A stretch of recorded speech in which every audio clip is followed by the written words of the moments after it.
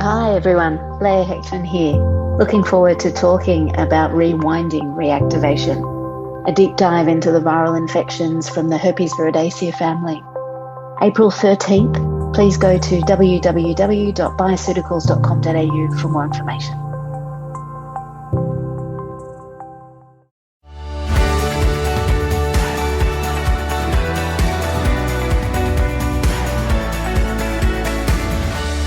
This is FX Medicine, bringing you the latest in evidence-based, integrative, functional and complementary medicine. I'm Dr. Damian Kristof, a Melbourne-based chiropractor and naturopath, and joining us today is Dr. Carlo Rinaudo. He's a registered chiropractor, researcher and educator. He's the clinic director and founder of Brain Hub, a multidisciplined clinic that focuses on complex neurological conditions including post-concussion syndrome, vertigo, migraine and paediatric neurodevelopment. He has completed a PhD in vestibular rehabilitation at the University of New South Wales and is currently involved in further research in vestibular neurorehabilitation. Dr. Rinaudo frequently presents and teaches practitioners across the globe on similar topics. Carlo, thank you so much for joining us. Thank you, Damien, and thanks to the listeners for taking the time to hear what we have to say and talk about it.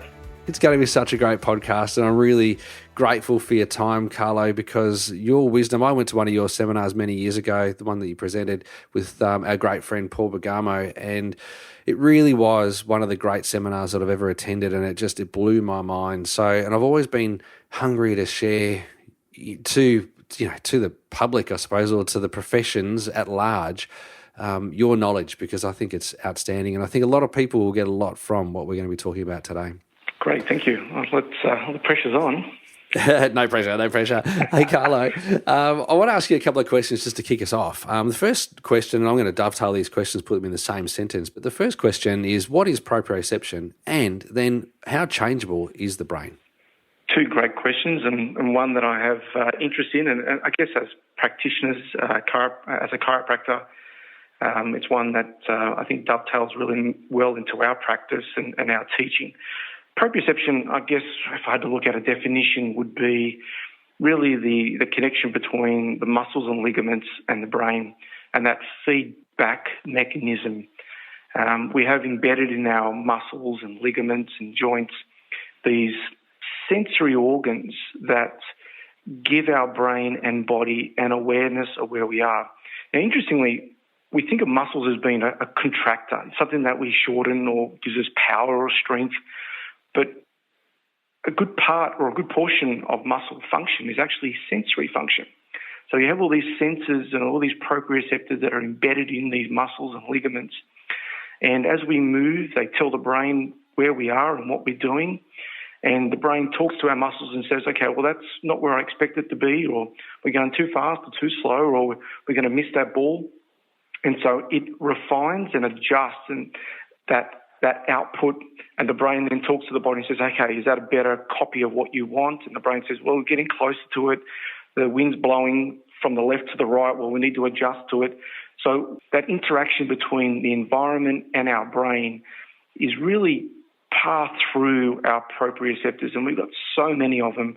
And as chiropractors, why we take such an interest in it is that the spine, in particular the upper cervical spine, is heavily innervated or densely populated, I should say, with these proprioceptors, far more compared to any other part of the body.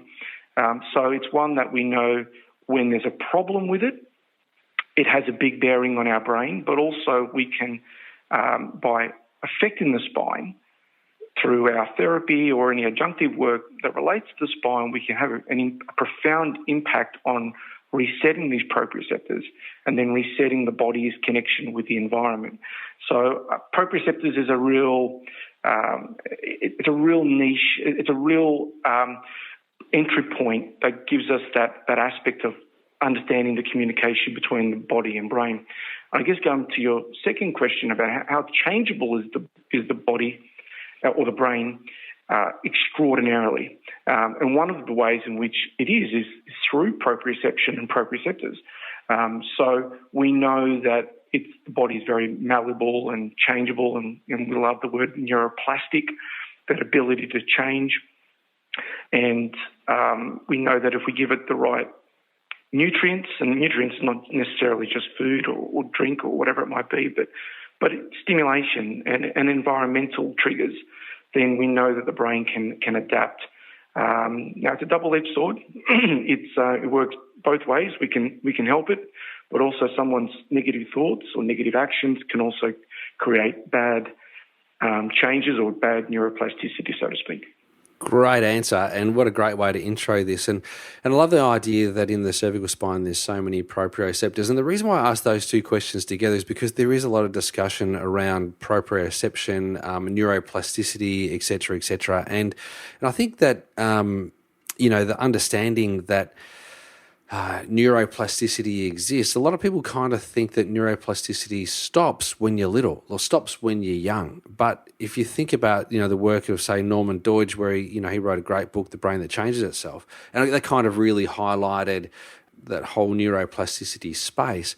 If you're practicing something, and I've just started playing golf, and I don't know if many of the listeners know that I love playing golf. I'm sure they do by now, but I've just started playing golf in the last 5 years, and I feel like my game's getting better. And I'm nearly 50, and so I continue to remember that. And I interviewed a guy on my podcast, 100 Not Out, and his name was Stephen Jepson. At the age of 72 years old, he started to learn how to do walking on a slack line, and then taught himself how to juggle and pick up marbles with his left foot crossed over his right foot, and he was doing all these sorts of things, and that highlighted at different various ages there's still the ability of the body to retrain and to I suppose harness neuroplasticity, and so the reason why I put that together is because proprioception really is a fundamental component of this neuroplasticity component or subject that we talk about. Certainly, I guess going back to your point about ages and neuroplasticity, and that it continues through the span of life. I certainly couldn't agree with you more on that.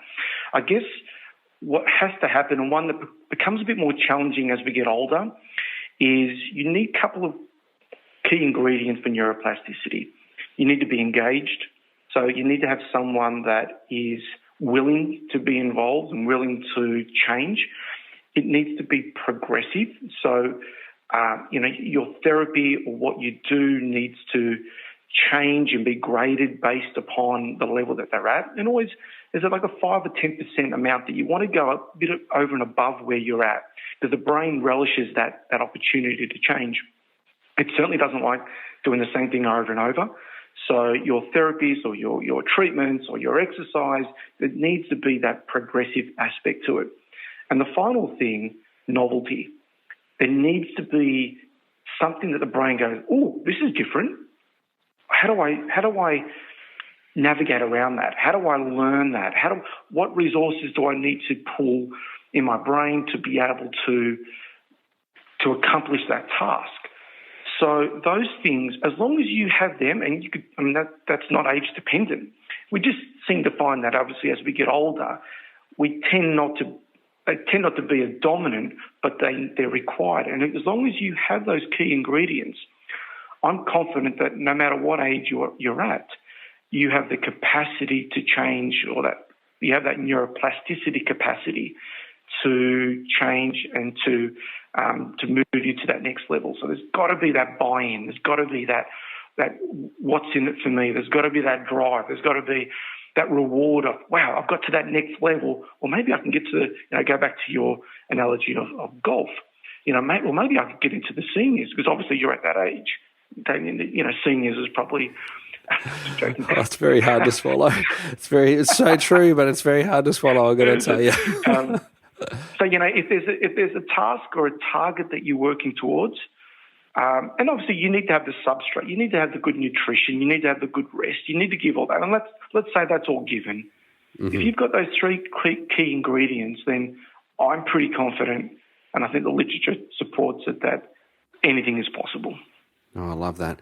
Carlo, I just want to hang on that point for a second, because where we can take people through this podcast and take them a little journey, in the application of what it is that we're talking about. Often, as a naturopath and as a chiropractor, I might have recommended to people, and I still do recommend, that they go for a 30-minute walk on at least a daily basis. And if they can go, and do extra stuff, then that's fantastic. But the benefit of that, is profound. I also recommend that people do stretching, stretch your chest muscles out and open your thoracic cage up and, get on a posture pole, do all those sorts of things to kind of help activate various parts of the nervous system that help to promote repair and restoration and so on and so forth. Like, this is all good neurological hygiene things, to do. But when you say that I need to change it up, that I need to encourage people to do something slightly different, for the practitioners that are listening to this, what might be a change? Like, what might you think of? Would you say, maybe aim to go faster? Or would you say, take a different terrain? Or would you say maybe do it barefoot? What sort of, things might you suggest in that space? There's an important concept in neuroplasticity, and one that I use within my research. It's called context specificity. Context specificity means we do better at what we train most. So if I'm sitting at a desk all day and all I do is do exercises that sit down in a chair and move my eyes and move my fingers and so on, that's not going to translate necessarily to me being a better tennis player. So for me to be a better tennis player, I need to add context of holding a racket, standing, translating or transferring from side to side, following something that's fast like a tennis ball. As therapists, we should be including these in our patients' care as well. So that context specificity is really important. Specificity matters. Doing something general is going to give you general improvements. Doing something specific will give you specific changes. So if, whatever that context is, and I've had ice hockey players, at a semi-professional level that have come in with concussion. And we've done sort of the standard protocols in our office and got them feeling better, their memory, their symptoms have really abated. But they come back to me and say, you know what, I feel good until I hit the ice, and then I feel those symptoms return because, it's the moving, it's the context of other people movement, it's the translating on the ice, it's whatever it might be. So some number of years ago, I had to sort of took the idea, okay, well, let's add this let's try to add therapy in the context of the environment in which you experience these symptoms. So I started to go to people's place of work or their sporting arena. So this guy here, we actually had to do rehab exercises.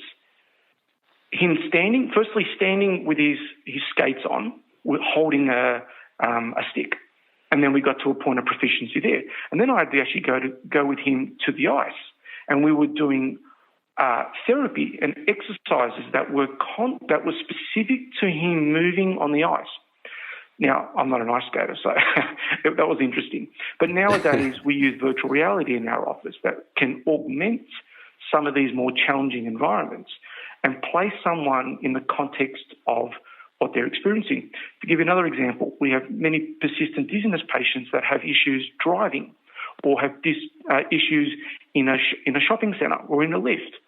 So now we've got virtual reality systems that can place people in these environments, and we can challenge or minimise the complexity of the environment, and then, at a 10% increment to where they can handle. And we basically help the brain adapt neuroplasticity so they can be better at integrating that sensory input. So the brain goes, oh, okay, you know what, that's not so much of an issue for me.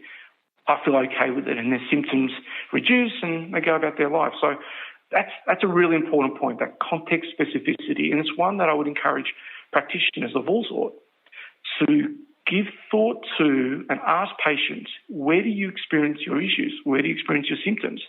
And try to replicate that, if not in the office, outside of the office. Because in my opinion, if we can't do that, then really we haven't really translated those results as a home run. So cool. That's so cool. That's so cool. And I'm thinking in my practice, and I know that all those people out there doing nutrition are thinking, oh my gosh, now I've got to go to the pub with my patients and teach them how to read a menu, you know? How am I going to get them to choose steak and veggies versus the pasta carbonara, you know, kind of thing. So there's that context specificity piece that you just spoke to, which I absolutely love, and it makes so much sense, Carlo. That's gold. And essentially what you're talking about here is neurorehabilitation. And so you're actually, you know, following on from post-concussion syndrome, for example, or people who are suffering with long-term vertigo, or, you know, people having migraine for decades of their life, and children in neurodevelopment. You're trying to find ways in which you put them into the environment to give them that opportunity to rehab in that space. Is that what we're talking about? Exactly. Now, and there's a fine line. It's not an all or nothing.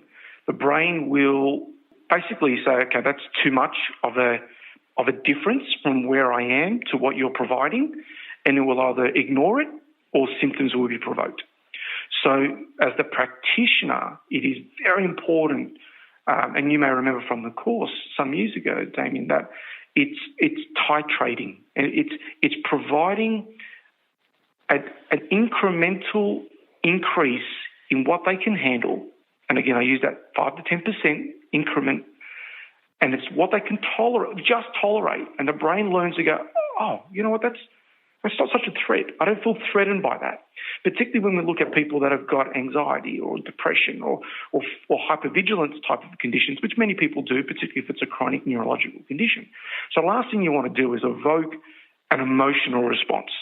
You know, the last thing you want to do is get someone in that sympathetic dominant state. So providing a very tailored, incremental, progressive, graded therapy is one that, in my opinion, a practitioner should always be aiming to do. And particularly the sticky patients, particularly those that are a bit more sensitive, particularly those that, you know, have had, you know, not the great experiences with others or even with your previous care, they're telling you, hey, don't go too hard. Just use a more blunt instrument rather than a big hammer at the moment, and just be cautious in the way you provide that care. And home exercises and obviously nutritional support, emotional support should all be titrated at that amount. Yeah, I'm loving that. I'm loving that sort of gradual approach. And I think there's a tendency for a lot of practitioners to try and vomit over their patients all of the knowledge that they've got and all of the things that have got to happen. And so in a report of findings or in a preparation of a schedule of care, whether it be through nutrition, naturopathy, general practice, chiropractic, physiotherapy, whatever it is, often with the excitement and enthusiasm of a practitioner, we'll tell our patients way too much information and go way beyond that 10%.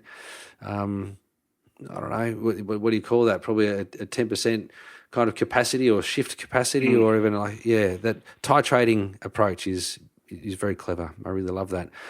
Carlo, often we hear about chiropractors and other musculoskeletal practitioners affecting the body, you know, affecting the way in which, the body perceives pain or the way in which the body can perform, you know, whether it's with reflexes or whatever else.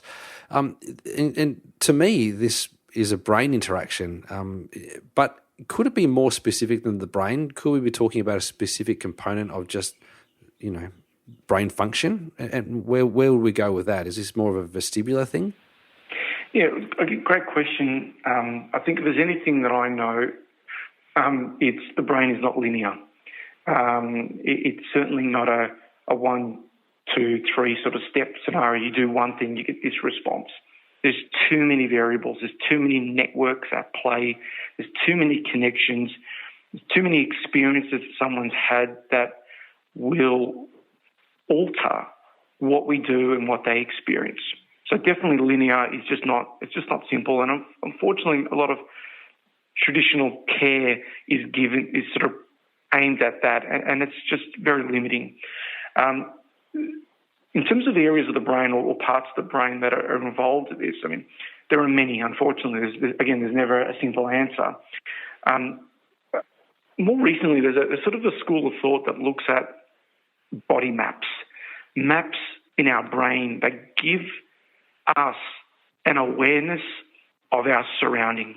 And I often teach that almost every issue, at least musculoskeletal base that we see in practice, with the exception of traumatic injuries like, being hit by a car, for instance. But let's put that aside. Most injuries that we see are repetitive strain, are load-based injuries, those sorts of things. I am confident that all, if not many, of these injuries are due to an alteration between the facts and our reality. So what we think is happening to what is actually happening, there's a disconnect.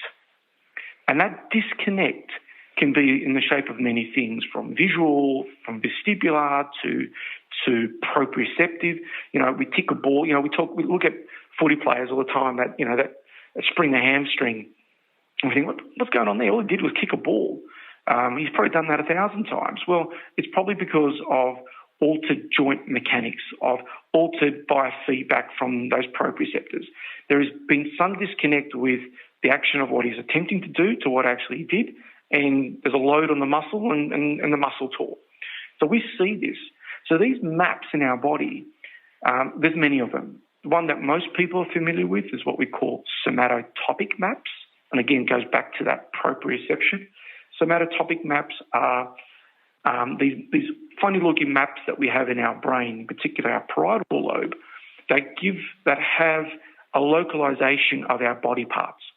So if we look at these somatotopic maps, there is an over-representation of our hands and our feet in our brain because of the dexterity that we have, because of the precision that we need to have with our hands and our lips. These areas are blown up in our brains, meaning is this like the homunculus? Real estate. Is this the homunculus thing we're talking about? The homunculus, exactly. That's a more exact term for that. Correct. Mm-hmm. So most people are aware of these somatosensory maps. There's motor maps as well, which do the opposite, which gives us the control of these body parts based on these regions in our brain. But what most people don't know is there's also retinotopic maps, and as the name suggests, there are maps that relate to our vision. So I can close my eyes and I know where things are in space. I can move my eyes precisely in certain directions because my brain has a map of my visual world. There's tonotopic maps or sound-related maps. I can close my eyes and someone can click a finger and I can turn my head, or I can identify where that sound is coming from because my brain has an auditory map of where sounds are coming from. And there are other maps, and there's also vestibular maps. So I can spin to the left or spin to the right, or I could move forwards or backwards. Again, with my eyes closed, I'm not getting any other sensory feedback, but my brain is recognizing I'm moving forwards, or I'm moving back, or I'm spinning to the right. When we're in a lift and we can detect our body moving up and down. We're in a lift and we don't see the outside, but our brain is understanding and recognizing where our body is. So going back to your point, these maps are incredibly important. And for many of us, there's a mismatch of these maps where what we think we're experiencing to what is actually occurring, there's incongruency, or there's a sensory mismatch, as they often refer to it. And many spinal, many peripheral joint problems, many anxiety-based problems, navigating. I could list so many things that one would experience that often are the result of these altered body maps. And as practitioners, our job is really to, as I describe it to patients, we're there to help identify those maps and to help calibrate it. Because that's really what we do. And our spinal adjustments, or our nutritional support, or our exercise, or our vestibular therapies, or our eye movement exercises are all aimed at recalibrating these sensory maps, and typically in combination with each other, which is why therapy should, in my opinion, should always be very multimodal, because you're hitting all the highlights of the areas that typically we find challenging with people. So, yeah, Damian, you asked me a question, I'm never going to answer it as clean as probably what you expect. I'm voting Carlo 1 for the next PM. That's a great answer. But that's just so great, mate. And again, it's this contextual piece around helping your patients move through care, not race through care, I think is really great. And it's very important for people to, be mindful of the staging, the stepping out of a person's care when they come into your care. Help them through it, offer them guidance and support over a longer period of time, as opposed to trying to just get the job done very, very quickly, because it's a process. And there's a few things that you said there that rung true for me, particularly around mapping. I'm sure there's an olfactory map, like sometimes you'll smell things and that brings up a memory. So often maybe what you're talking about, which we might have categorized loosely as memories at some point in our life, maybe this is that mapping thing, or is that something that's similar to that? Would I be right in thinking that? It's certainly memory and olfaction or smell are very, very primitive in our development as humans and embryologically. I don't know if there's a localization map as such, but certainly memory are incredible. I mean, all of us will have had some experience where we walk past a shop and we smell something like a bakery shop, and we immediately cast our mind back to our grandmother making this particular cake at age 5, and the emotion that brings back. Now, so again, that's different. A double-edged sword. There are times when we smell things and it may remind us of burnt rubber of when we were involved in a car accident, and we've got a very strong visceral response to that. So, again, it goes both ways. But, olfaction and memory are hardwired together. Carlo, I want to switch into a subject that you're very passionate about, and you are an expert in this space. And I'd love for us to kind of delve into the vestibular system and really kind of understand. A lot of our patients will be suffering with migraine. A lot of our patients will be suffering with vertigo, Meniere's disease, for example. And I'd love to really understand more about the vestibular system. And so I'll just start with a question. Is the vestibular system dizziness only? I know that maybe sounds very simple, but is it only dizziness that the vestibular system deals with? No, to answer your question, no. And even dizziness, we almost need to unpack the word dizziness, because, again, what people describe as dizziness may not be necessarily, how we like to define it. But no, the vestibular system, because of its broad and extensive connection to almost every part of the brain, many of these parts of the brain aren't necessarily related to what we would term as dizziness. So there's obviously a strong component to it, and if someone presents with dizziness, vestibular system is one that we need to unpack further. But no, they're not necessarily interchangeable as such. It's great because it makes the vestibular system massive. Like, it's not just this tiny little area that's kind of in the inner ear area. It's like you just all of it becomes big. So in the development of the vestibular system, conception has taken place. There's a growing fetus. That's all happening. What happens in utero with the vestibular system and its development? It's a great question, one that I'm so happy you asked, because it's one that I teach almost. One of my first few slides when I teach is just to get people's attention to know, hey, the vestibular system is not just about dizziness, or not just about tiny rocks in the ears.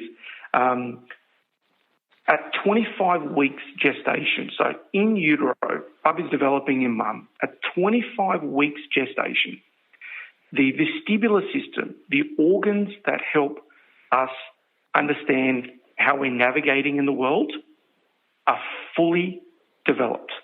I'll repeat that. Wow. At 25 weeks gestation, the vestibular system is 1 centimetre cubed in size, and it is adult size. Now, really? It's not fully functional, but it is anatomically developed. And there is no part of the brain, particularly at birth, that is adult size or even close to it at 25 weeks. So to me, when I tell people that, and one of the reasons we have that is one of the most primitive actions that a fetus has just after that age is the capacity to rotate and move. And that happens because of the vestibular system starting to become active, starting to orientate itself in mum's womb and know where up is, where down is, and how to move away from threats. So it is a very primitive action. Now, think of it. If it's developed at full adult size, at 25 weeks gestation, unlike anything else that's happened, even the other parts of the brain are not developed at maturity at that age. It must tell us of how important the vestibular system is in terms of our neurodevelopment as a bub. Yeah. And yeah. It can't be by accident. No. It's not by accident. No. So if it's there at that age, then it really serves an important role. And we see that during the first few months and years of age. Everything's about orientation. It's about knowing where am I, lifting the head up, turning the head, looking at it with the eyes, developing spinal muscles. These are all, and primitive reflexes, these are all vestibular-driven responses. Attachment, social engagement. These are all, again, really important, and it's driven in a lot of part by the vestibular system. So the vestibular system is not just what happens in the inner ear, it's broad connections to many other parts. That's so cool. 25 weeks, it just blows my mind. It blows my mind, and it blows my mind for such a number of reasons, particularly in and around, you said something which I love, and that is that it's not by accident. And I don't think there's much that happens that grows in the body by accident. Even an appendix, I don't think is an accident. I think that's really important. Like a lot of people just whip these things out and go, oh, you don't need it anyway, but you do.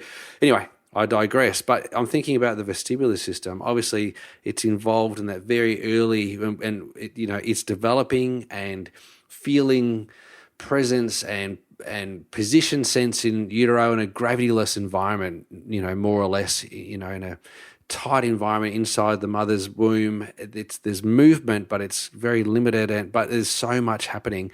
What happens, because this sounds so important, this sounds so important in the development of a child, the development of a human being. What happens after birth? What happens to this vestibular system after birth? What if someone's just lying on their back all day, every day when they're born? Yeah, unfortunately, like every other part of the body, it responds to our environment. And it will grow, and it will learn, it will navigate, it will make mistakes and learn from it. So that only occurs with experience and be placed in again, graded, progressive, novel environments. And laying on your back or in a bamboo or strapped into something and too worried about something's going to occur will make a difference to a baby's development. And for any of your practitioners that see kids or have seen kids, if we go through their history, parents come in with their blue books and we look at, their development at certain ages and we see, oh, wow, Johnny didn't like tummy time, or Johnny didn't roll over, or Johnny couldn't sit independently, or Johnny couldn't crawl. These are all milestones and landmarks that we use to say how developed is the brain. And invariably, you'll see that the vestibular system is intricately involved in that development or lack of based on movement. So this is why trampolines and climbing and rumbling and rolling over and spinning, doing all being a kid. Yeah. I'm confident, I'm sure you would agree with this. I'm confident that many of the kids that we see in practice are living in an environment that is somewhat different than what you and I and probably the older people have experienced, in that, we learned the hard way. We climbed up trees. We had playgrounds where you fell, you got hurt, and you got up and you did more. It wasn't all padded. It wasn't all cordoned off because it was dangerous. And I feel that I think a lot of that is vestibular based.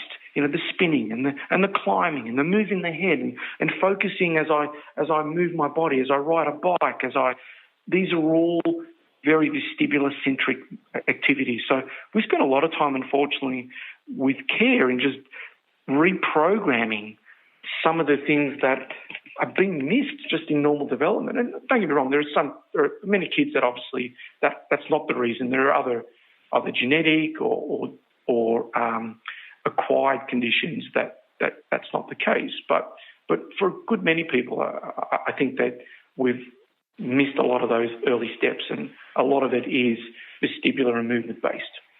It's so important just to consider that and the movement. And I know that, as a dad, I used to just wrestle with my son Jackson, and I'd roll and tumble and do it very safely. But of course, roll and tumble and throw him around and all those little things that I used to have done to me when I was a little boy, and just passing that on through the generations. I do see a lot of people try to wrap their children up in cotton wool. Don't pass them around to other people. Don't let them, crawl near tables just in case they bump their head. But these are all such important little steps and stages for children to develop their brains. But at the other end of it, at the other end of the nervous system in terms of age and years, we see lots of things happening these days. There's motor neuron disease, we've got Alzheimer's, dementia, we've got all these neurodegenerative diseases that are going on. Is there much that we can do to prevent that? Is there much that we can do to treat that, manage that in our practices? What can we be doing to help people as their brains are aging? What can we be doing to assist them in maintaining the health of the spine and the nervous system? Look, great question, and I think one that, again, requires a very broad answer, in that there's lifestyle, there's nutrition, there's proper sleep, there's purpose in life, there's the relationships we have with ourselves and others, there's a lot of emotional. So put all of those aside for the moment, and not for a moment am I saying that they're not important, but they certainly are. But I guess where my focus is probably more on the rehab aspect. Again, going back to the vestibular system and its connections, we know, and there's a lot of good evidence to say that there's strong connections between the vestibular system and our frontal lobe, which is our cognitive, our executive function part.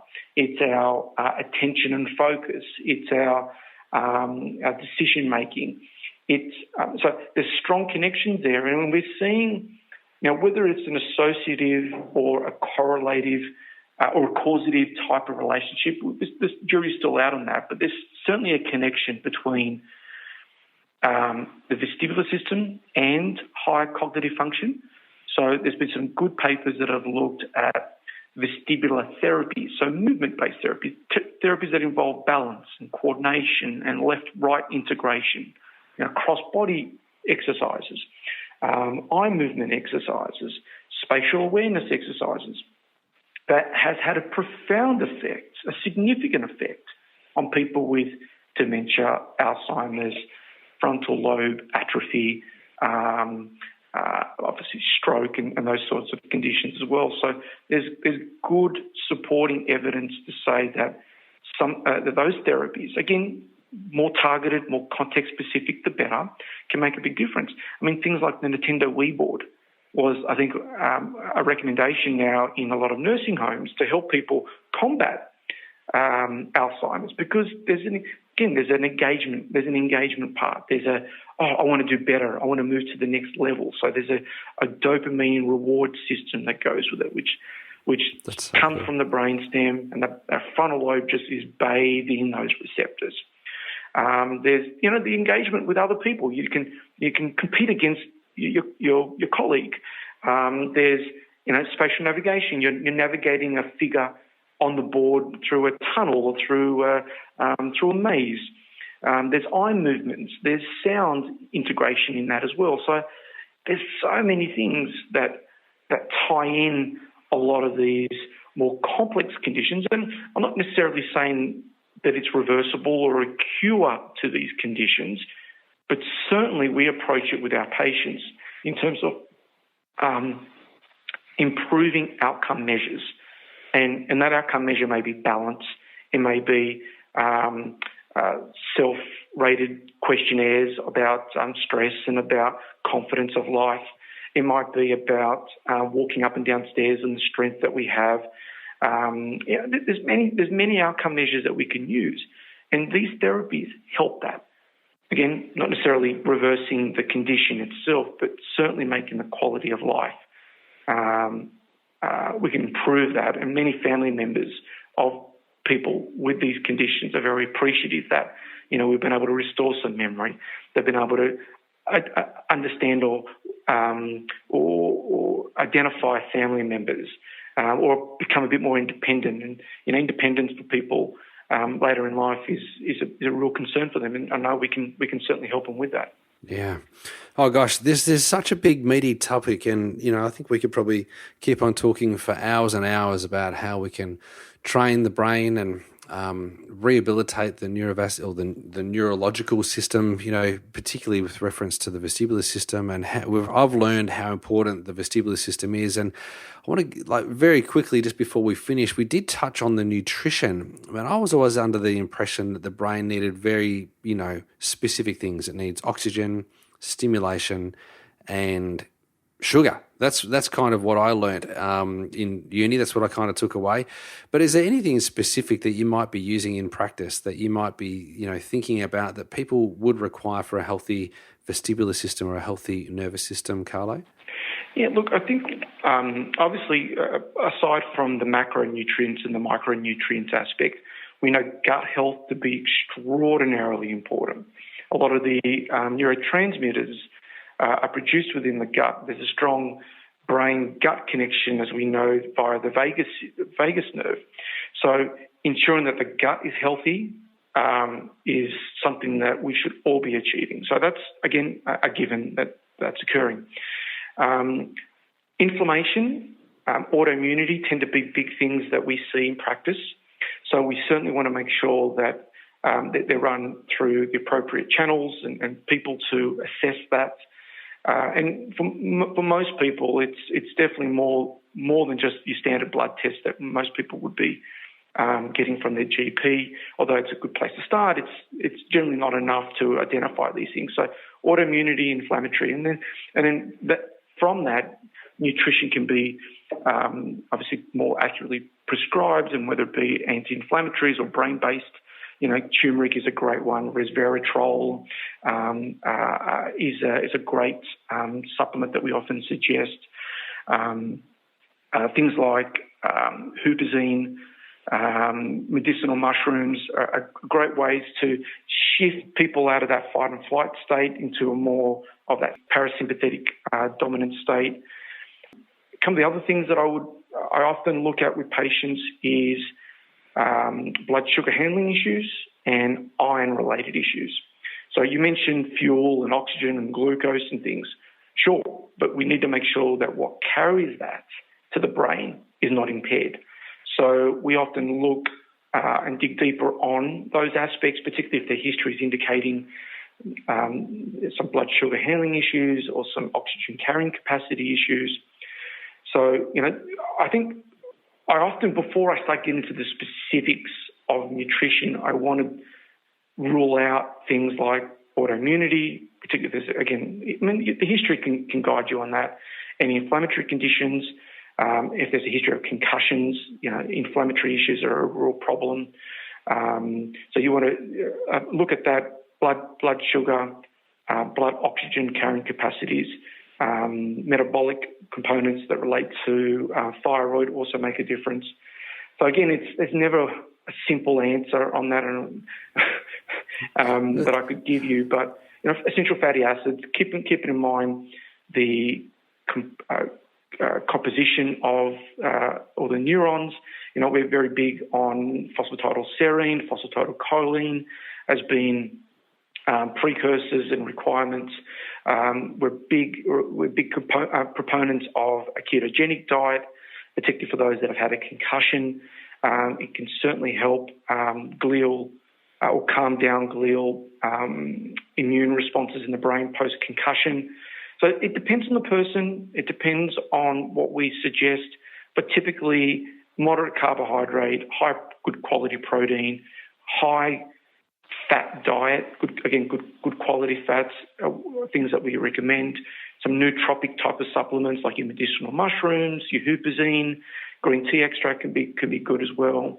A ketogenic based diet, and ensuring that we've got all the adequate components that ensure the brain is getting the fuel and supply that it requires. My gosh. You can see, and I think everyone who's listening to this, that's amazing, Carlo. You can see how important it is to be co-managing in these sorts of spaces. It's very important for us to be working with multi-practitioners and different, skill sets. It's not just up to the chiro, it's not just up to the GP, it's not just up to the naturopath. We've all got to be working together in this space. And you can imagine if you're a patient and you need all of these levels of intervention, how important it is to have professionals that are keen to work together. It's so important. And Carlo, you've driven that home beautifully today, and your knowledge is unbelievable, unparalleled. So, Carlo, thank you so much for joining me today. I've thoroughly enjoyed interviewing you and chatting with you, and I know that our listeners will have got so much from you. Thank you, mate.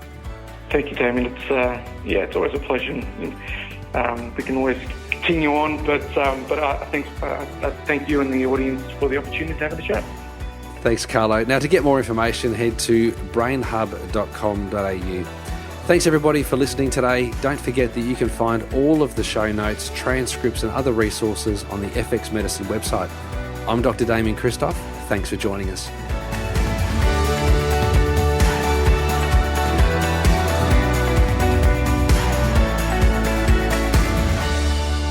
This podcast is intended as healthcare practitioner education only, and it is not a substitute for medical advice, diagnosis, or treatment. Hi, this is Dr. Michelle Woolhouse.